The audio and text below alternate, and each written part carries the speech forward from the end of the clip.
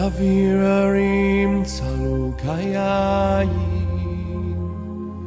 וריח אורני נישא ברוח הארבעים עם כל פעמונים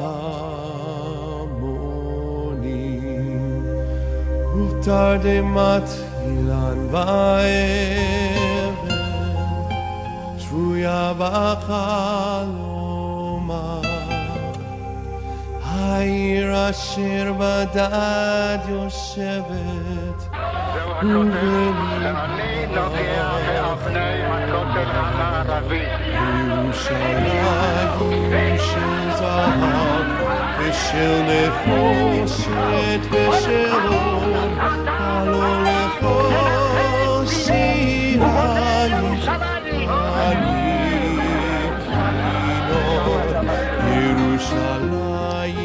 Hello and welcome to the Shavuot edition of Torat Rabbi Sacks, where we will look at the links between Rabbi Sacks' thought about Yom Yerushalayim and about Shavuot. It's a real pleasure to once again be filming in Finchley Synagogue in London, better known as Kinloss, here in the Deal Halls, where for several years Rabbi Sacks would open the Tikkun Leil Shavuot program to a packed hall before continuing to speak at other shuls locally, be it at Dunstan Road in Golders Green, Raleigh Close and Alei Tzion in Hendon, and also sometimes Nei Yisrael in Hendon as well. So it's very evocative thinking of the shiurim which he gave here, the packed rooms, and the tradition which he started of Chief Rabbi speaking here, which Rabbi Mervis, our current Chief Rabbi, continues, and we're looking forward, Be'ezrat Hashem, to hosting Rabbi Mervis on Shavuot here in just a few days' time. Now, as we discussed in our shiur for Yom Yerushalayim, the Six-Day War and the reunification of Jerusalem in particular were really seminal events in Rabbi Sacks' religious development and identity. And some of the Yom Yerushalayim footage which we've seen is really important in conveying those form of messages. Yom Yerushalayim became almost a form of apex, not the apex, but I suppose one of the apexes of religious Zionism, in particular the fact that Har HaBayit was now accessible, at least in theoretical terms, to Jews. And of course Har HaBayit, so associated with Yom Yerushalayim, links us to another mountain so associated with Shavuot, and that is Har Sinai. And at the time of the Six-Day War and just afterwards, Rabbi Shlomo Goren, Zichrono Livracha, then of course the chief rabbi of the Israel Defense Forces, and subsequently to become the Ashkenazi chief rabbi of Israel, famously traveled to Har Sinai, or at least the location in the Sinai desert that we think is probably the most likely location to be Har Sinai, and completed the writing of a Sefer Torah there. And that Sefer Torah was written in memory of people who perished during the Six-Day War, soldiers and civilians, and was used in his shul in Tel Aviv, the Komimiyot Avraham shul. So, already we have a link between Har HaBayit, so relevant for Yom Yerushalayim, Har Sinai, so relevant for Shavuot, and of course in temple times, Har HaBayit was so relevant for Shavuot as well, and Be'ezrat Hashem it will be so relevant in that way for us sooner rather than later. So in the minutes ahead of us, I'd like to consider a fascinating connection between these two dates in the Jewish calendar, based on Rabbi Sacks' writings, especially some of those he published in the 1990s, and also the shiurim which he gave to his rabbinate, where he expressed his ideas on these topics. And I think that in this material you will find an early statement of some of the background to the wonderful introductory notes in Rabbi Sacks' Koren Shavuot Machzor. Of course, here in the UK, we think of the Minhag Anglia version, but you'll find it in the other English language versions as well. Particularly the section talking about Torah min Hashamayim and the experience at Har Sinai. You'll also find some relevant material in Rabbi Sacks' Covenants and Conversations on Vayakel Pekudei, looking at different forms of community and community organization. So those are places to find some more about this topic. We're going to focus on a very specific element, which I think, as I said, links beautifully between Yom Yerushalayim and Shavuot. Now, we're going to start at a an essay that Rabbi Sacks wrote in advance of Shavuot in 1994. And he begins to talk about what he describes as Jury's journey to a second Shavuot, an intriguing title. And I'll give you some of his introduction. On Pesach, at the Seder table, we expound the following passage. A wandering Aramean was my father, and he went down into Egypt and sojourned there, few in number, and there he became a nation. That, of course, is from Devarim, Deuteronomy 26, the parasha of Ki Tavo. On Shavuot, however, we recall a quite different text. At Mount Sinai, prior to receiving the Ten Commandments, the Israelites heard these words from God. Now, if you obey me fully and keep my covenant, then out of all the nations you will be my treasured possession, for all the earth is mine. You will be for me a kingdom of priests and a holy nation. According to the first text, Jews became a nation in Egypt. According to the second, they became a nation only when they left Egypt, traveled into the desert, and were offered the Torah as their covenant with God. And Rabbi Sacks closes this section of the article by asking, how are we to reconcile the texts? So what we see is that at Pesach we became a nation, perhaps by dint of the exodus from Egypt, but on Shavuot at Har Sinai we became a nation by our adherence to the Torah, our acceptance of the Torah. How does the Torah describe these events in order to give the background to this assertion? So before we look at some of the verses inside, we also need to reference another of Rabbi Sacks's early works, this time written in 1995, a couple of years before this article. And it's in a book called Community of Faith, which was written as his anniversary present to the United Synagogue here in the UK for its 125th anniversary. And it's a seminal book in understanding the religious ideology, or perhaps the religious theology behind the United Synagogue, and Rabbi Sacks's ideas on how to build a community. And in doing so, he explains why the United Synagogue's mission and vision as it is, and hand in hand with his book, Will We Have Jewish Grandchildren, these two texts remain absolutely critical in the operation of the United Synagogue as a religious movement. Let me share with you a few of his words from there before we look at the Psukim. And you can find these in Community of Faith, in the section which begins on page 47 and concludes on page 49. And the analysis is of that verse which Rabbi Sacks linked to Shavuot, now if you will obey me and keep my covenant, etc., which is from Shemot, Exodus chapter 19, and of course, not only the introduction to the revelation at Mount Sinai, but also what we read for the Kriyat HaTorah, the Torah reading on Shavuot itself. Rabbi Sacks asks a similar question in this book as he does in the article. He notes that the Israelites were Hebrews in Egypt and were seen as nomads or as aliens. But he says at Sinai they became a nation in a quite different sense. They became a body politic with its own sovereign and constitution. Unlike other nations, however, their sovereign was God, creator of heaven and earth, and their constitution was to be Torah. Of course, a revolutionary idea at that time. And Rabbi Sacks notes at the top of page 48 that due to this, and due to the sovereignty of God and what that meant in terms of our obligations and responsibilities as well as our rights, we were not merely a nation, but described as a goy kadosh. V'atem tihiu li mamlechet kohanim v'goy kadosh. You shall be to me, says that verse, God speaking to Bnei Israel through Moses, a kingdom of priests, or perhaps of people who serve God in an official form of capacity, and a holy nation. Yeah? A goy kadosh, a holy nation, which Rabbi Sacks says is a community of faith. Hence, perhaps, the title of this book. And when talking about the development of Jewish communities and of the way that Jews relate to the world, he notes that the key context in building, the key words in building a Jewish community in this context are and Eidah. ayin mem of course, refers literally meaning people, refers to Jewry as an ethnic and historical entity, and it has no religious connotations. Eidah, ayin dalet hey, literally meaning a congregation or community, linked of course to the word aid, which means a witness, refers to Jewry as a religious group.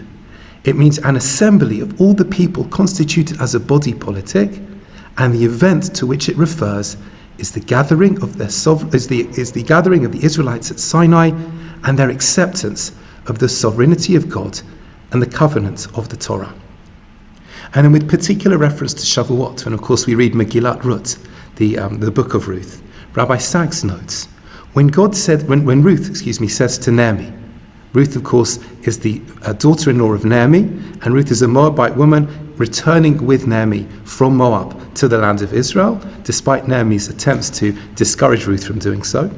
And Ruth says to Naomi, famously, the first chapter, your people will be my people, and your God will be my God. Ruth is referring to the dual nature of the identity she is about to adopt. In joining the house of Israel, she is about to enter both an a people, and an eidah, a fate and a faith. And this explanation of Ruth, I think, is not only a wonderful way of looking at that book and its links to Shavuot, but also gives us a framework for the discussion which we are about to have. Now, the verses in the Torah which are particularly relevant in thinking about the context of these terms start in chapter 12 of Shemot, a very famous dramatic chapter which describes the immediate preamble to the Exodus and the Exodus itself. And we know that at the beginning of that process, this is in chapter 12 verse 3, the Jewish people who are in this verse are called Adat Yisrael. The word Eidah, Adat is the gerund, Adat Yisrael. They are told to do something which could be very dangerous for them to do. They're told to take a lamb and ultimately, of course, to use it as a sacrifice, even though the lamb was an Egyptian deity. It was as if they were saying to the Egyptians, we're killing your God, and you can't stop us here, your powerlessness at this point. And of course, Bnei Israel, we can suggest, are called an Eidah at this point because by taking this action, particularly in front of the Egyptians, but also in their own minds and for their own sense of self-worth, they are giving testimony to their belief in God and to being a community of faith. And similarly, later on, a few verses later on, in this chapter, in verse 6, the Torah tells us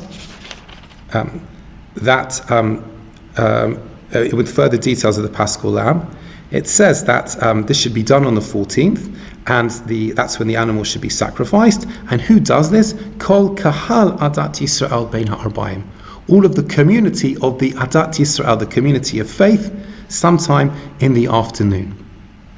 Now the word kahal is very important also in Rabbi Sacks' thinking about the nature of community, because it's one of the words the Torah uses to describe a community, and in community of faith he explains why that description of community is one of the ones chosen to describe the United Synagogue as a religious body. A body which is looking after the needs of all of its members and any others that it can, from cradle to grave. It's about binding together as a community that looks after each other and provides for each other and gives the practical support which goes alongside being a community of faith. So this is how Bnei Israel are at this pivotal point. But after that, much of the reference which is made to them is back to the idea of them being an And in fact, even in chapter 19, the verse which talks about the revelation at the chapter which talks about the introduction to the revelation at Mount Sinai, as we noted, the word is used over 15 times, as if to say, at that point we're an but if we can grasp the covenant which God is offering us, if we can accept the Torah and the revelation at Mount Sinai, that is what transforms us from being an into being an Eidah. So Mount Sinai was the place, we might suggest, where the real journey about becoming an Eidah was about to begin. We accepted Torah there, and then our task was to live with it and for the Torah to accompany us wherever we are. and us to feel that sense of connection to it and to live up to its ideals wherever we are. So Rabbi Sacks, in noting that we are referred to it as multiple times at Har Sinai, also teaches us about our destiny as an Eidah from Har Sinai. At times we will be an at times we'll be an Eidah, at times we will be both, but ultimately the destiny we have is to be that community of faith, to be that Eidah.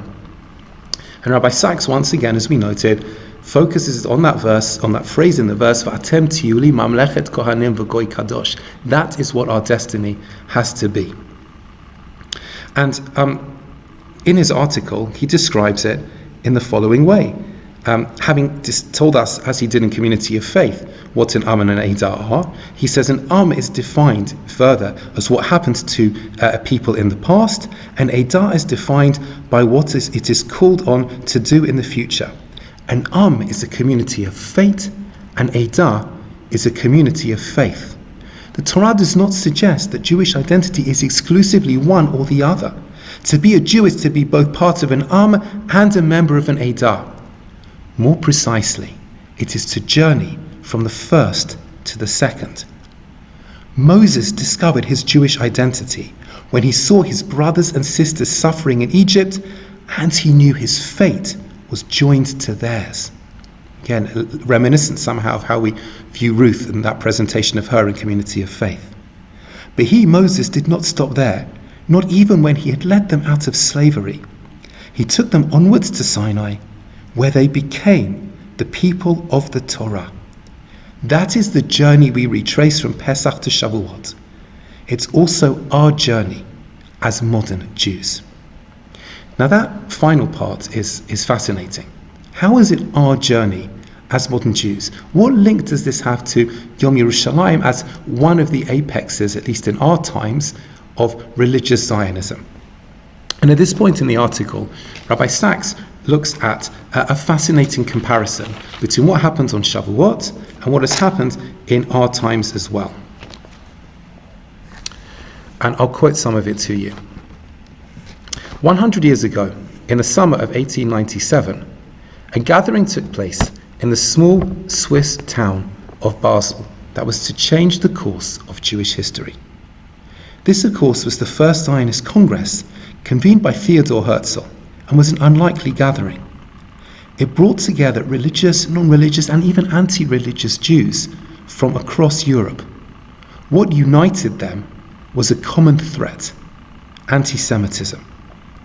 And in continuing this theme, Rabbi Sacks describes what some of the foundations of Zionism were, at least political Zionism, in trying to unify Jews, and how in the 100 years since, and of course he wrote this article 100 years after the Zionist Congress in Basel, the first Zionist Congress, there have been both wonderful highlights of Jewish history and nightmares of Jewish history as well. And even though we have seen, thank God, in the highlights, the renaissance of Jews in the land of Israel and of the Jewish language and Jewish sovereignty, Rabbi Sacks notes the Jewish journey does not end there. And he likens what happened in 1897 to a kind of Pesach, a beginning of a process, but the destination is like Shavuot. It's those lessons that we just mentioned before about Shavuot, becoming that community of faith which we are still walking towards. In Be'ezrat Hashem, we will be running towards them and getting there rather than just walking sooner rather than later. Rabbi Sacks notes that the founding of the State of Israel and the Zionist movement revitalized Jews as an as that community of faith. However, we have not yet succeeded in becoming the Eidah, the community of faith, as we need to do. The people under the sovereignty of God, whose constitution is the Torah, we have not yet had, so to speak, a second Shavuot. This makes the links between Yom Yerushalayim and Shavuot particularly significant, because Yom Yerushalayim, along of course with Yom HaAtzmaut, gives us the opportunity to think about how we are doing in becoming that community of faith. Are we getting ready for what we might consider to be the second Shavuot? Understanding that simply returning to the land of Israel and even having sovereignty in the land of Israel is a wonderful clause in the sentence of what it means to be a Jew, but it's not the end of the sentence. There is much more to be written in this sentence as well. And that, again, takes us back to Shavuot, when we were at Har Sinai, that mountain of Har Sinai, which of course was to link later in history to Har Habayit, to the Temple Mount, and gave us the constitution to help us become the community of faith. So therefore, just like Pesach started a process which reaches a conclusion of that section on Shavuot before we move on to keep becoming the community of faith, so too, says Rabbi Sacks, the beginnings of the Zionist movement provided a kind of Pesach, and they provided an energy into the Jewish people as well, which we have to continue till we can make, so to speak, the second Shavuot. And he continues that this final destination, so to speak, the second Shavuot, is about becoming an Eidah, and he describes, again written in 1997, the incredible advances that have been taken towards it even by that time. Whether it's the incredible renaissance of Limud Torah, of the study of Torah, particularly in the land of Israel, but in other places as well. And the return of so many Jews to their religion, to greater involvement in their religion, to greater adherence to our values as Jews, to wanting to be involved in Jewish communities, building them to make them better places for them and for others and for the societies around them. And Rabbi Sacks says, in a beautiful formulation, a new Zionism, so to speak, is in the making, just as it was a century ago. But this time, it's focused not on Pesach, but on Shavuot. It's about Jewish identity not as an but as an Eidah. And he also notes, with particular reference again to Yom Yerushalayim, which of course Yerushalayim being identified with Sion, with Zion, that the word Zion also means a signpost in Hebrew. It's become a metaphor for the Jewish people. If we can stand out in a positive way from the culture around us by being proud of being Jews, as Rabbi Sacks would put it, not just that non-Jews respect Jews who respect Judaism, but also Jews ultimately will respect Jews that respect Judaism.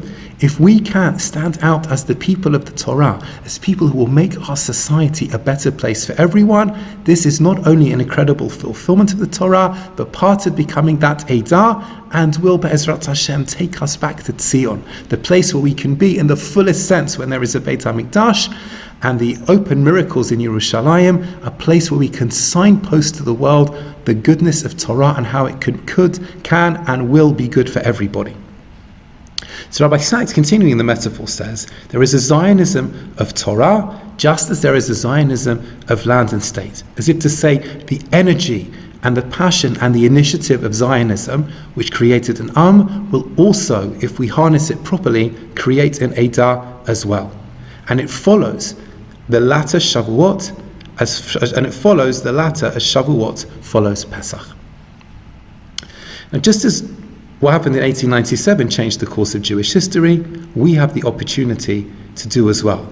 Sinai was the start, and Yerushalayim and the Beit HaMikdash are the destination, and even when we are, so to speak, in a desert in between, we are able to keep building the community of faith, and each step takes us closer to Zion, even if we individually, as so many millions of Jews over the ages have not managed to do, to get to Jerusalem. If we don't manage to do that, nonetheless, each individual's contribution is critical in paving the way for the journey ultimately to becoming a community of faith, an Eidah in Yerushalayim.